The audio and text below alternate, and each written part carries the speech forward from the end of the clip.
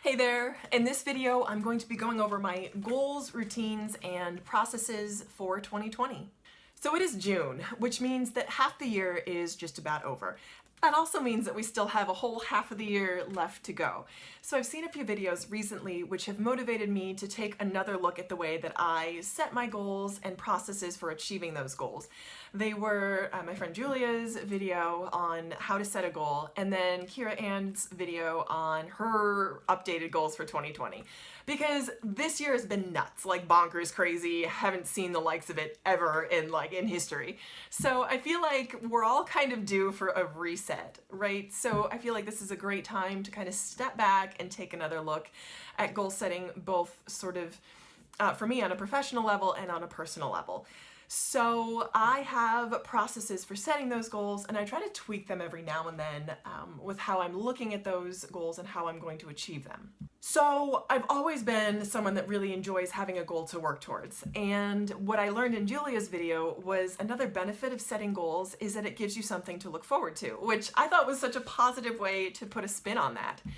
In addition to being more directed and more focused and able to better channel your energy toward things that matter to you, it gives you something to look forward to in the achievement of that goal. So I feel like that's a huge positive way to think about it. I've also kind of tried to take on board different methods for goal setting because there are hundreds of different methods out there. I feel like every productivity guru, every personal self-development, self-help instructor out there has a different manner for setting goals. And I try to take in what works for me and leave what doesn't. So I've come up with my own process on what works for me, and I've tried to use that every year going forward. I also try to be someone who is extremely directed in their goals and tries to revisit those goals. So I have them up on my screen over here, and I'm going to share those with you. So how I started was looking back at where I was at the beginning of the year versus now. So I set goals, and then I do try to check in on where I am in achieving them. At the beginning of this year, 2020, I had no specific goals set, which was unusual for me because I'm normally someone that loves beginning fresh and starting new. It doesn't need to be on the first of the year, but it's helpful when it is. I love New Year's because I feel like it's a fresh turn of the page, it's a fresh start, although a fresh start can happen at any time. I firmly believe that you don't need to wait for tomorrow, a new week, a new month, a new year to start fresh. The new year is just a nice kind of general starting point. But the beginning of this year, I was in a place where I'd almost reached a little bit of goal fatigue. I had been working pretty hard toward achieving some goals. I'd gotten part of the way there on some. I kind of burnt out on others. I've also been really interested lately in the psychology behind setting goals, as well as the processes that get you to achieve those goals, and the processes that keep you in the game. There's a saying that goes, you don't rise to the level of your achievements, you fall to the level of your system. But I think that's a great way to look at it. Rather than saying if you don't meet this goal, you're completely a failure, you say, these are the systems I put in place. What can I tweak? What can I make better? What can I adjust in order to get myself closer to that goal? So rather than viewing the whole experiment as a failure, you view it as an experiment, just that, as something that either had the desired outcome or didn't have the desired outcome, but all of that material as room for growth or material that you use for learning. So my aim for 2020 is to put more focus on those processes as opposed to the specific goals. And I have those specific goals as well because I think that they're just useful to have as benchmarks, but I don't put all my effort there. Rather, I'm focusing on the processes that will bring me to that level. For example, a specific goal would be to save X number of dollars per month. That's the specific concrete goal. The process that would get you there is setting a budget, keeping room in your budget to send to savings, and then the actual process of sending something to savings, no matter how small, just sending that amount into savings. So those are the four processes that would go into the goal of saving X amount every month. And even if you don't make X amount every month, you don't make that exact target of the goal that you want to save every month, just the habit of being in that process is hugely valuable and help you to not only reach that goal, but reach above and beyond that goal. So with that background, I am aiming to take another look at the processes I have in place for these four areas.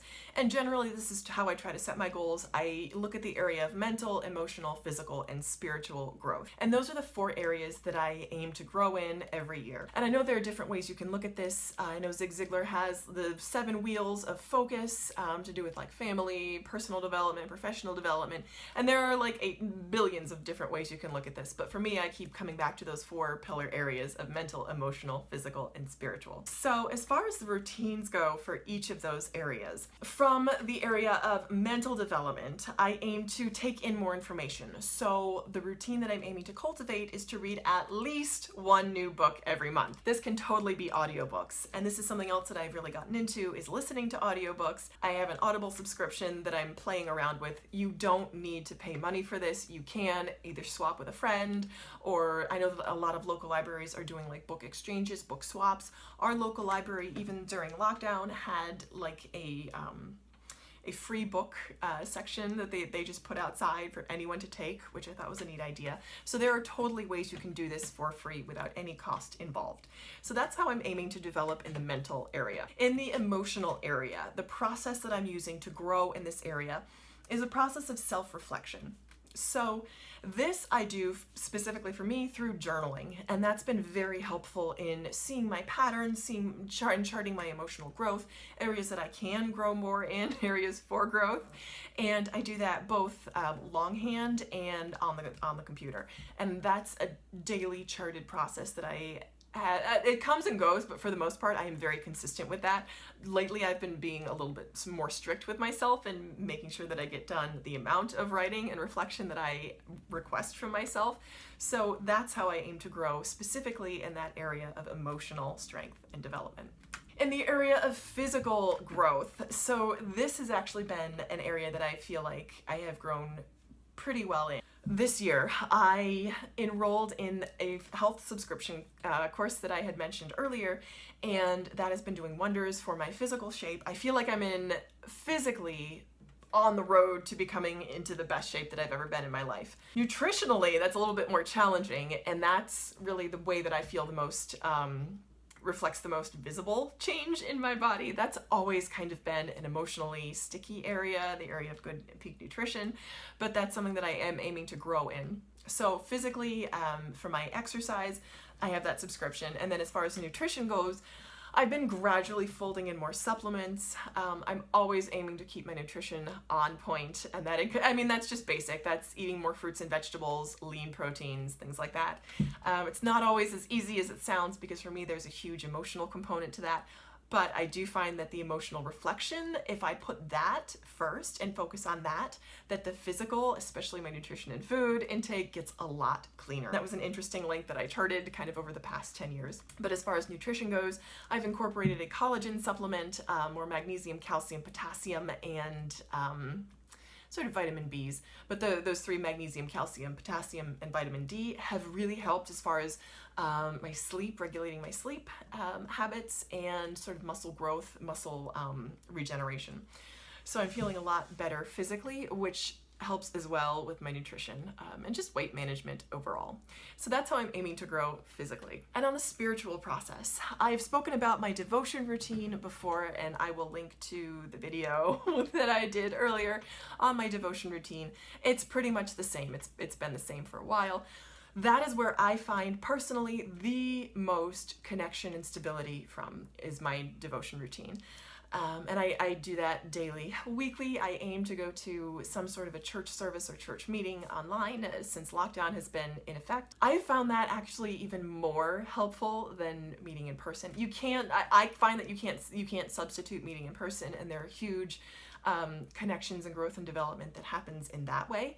For me personally, lockdown has been a great chance to recharge myself personally as someone who gets their energy largely from being interior and interior focused.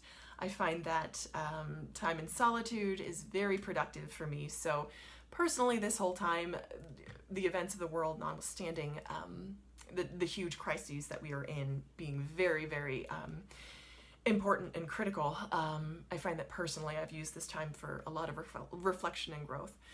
So that's on the spiritual front, how I aim to grow and become stronger. specifically in the area of building wealth. This channel is about tips to live your best life while enjoying the life you have now.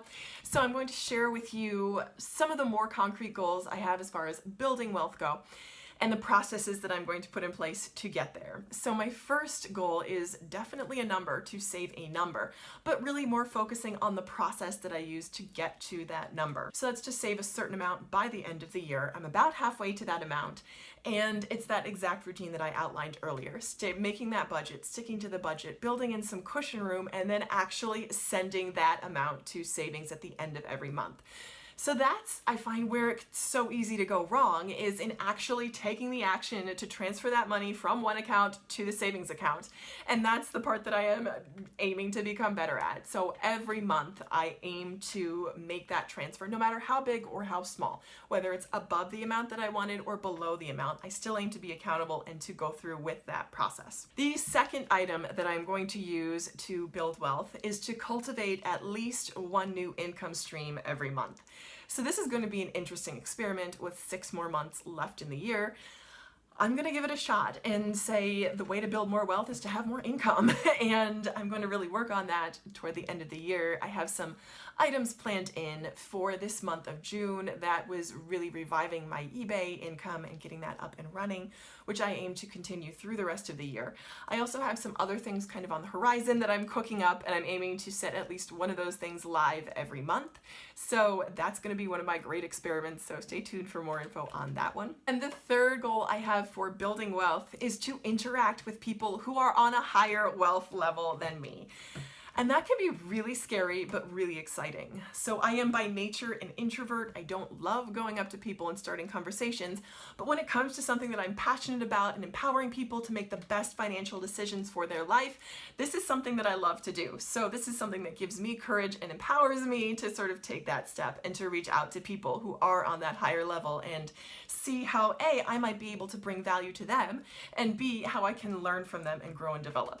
So again, it's something that's a little bit scary, but really exciting for me. And I feel like this is a great opportunity to have that sort of reach goal, something that is not necessarily not super easy, but not so challenging that it's unattainable. So my goal for that specifically is to interact with at least one new person, net new, that I have never spoken with or interacted with every single month. So that is also something that I will stay accountable with through the rest of the year. So those are my updated processes and goals for the rest of 2020.